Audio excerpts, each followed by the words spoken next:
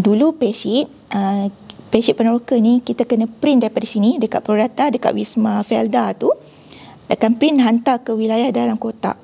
Tapi masa tu payslip problem, saya tak boleh print ataupun calculation dalam payslip tak ada problem. Macam mana kita dinyorokkan oleh orang wilayah supaya tak diserang oleh peneroka? Diorang sorokkan kita. Saya tak tahu cerita sebab news tu among Felda punya staff sajalah. Saya pergi. Sampai-sampai diorang kata, okey, jom kita keluar. Tak boleh duduk dekat pejabat. Saya tak tahu apa cerita sebenarnya. So dah keluar tu baru nak cakap apa yang berlaku. So peneroka tengah cari mana staff Prodata. So bagi diorang sistem salah Prodata. Kalau dekat sini setiap satu modul ada satu, mesti setiap orang jaga satu modul. Tapi kita orang sebagai OSS, kita kena tahu semua modul. Dan sampailah satu hari, saya tak ingat tahun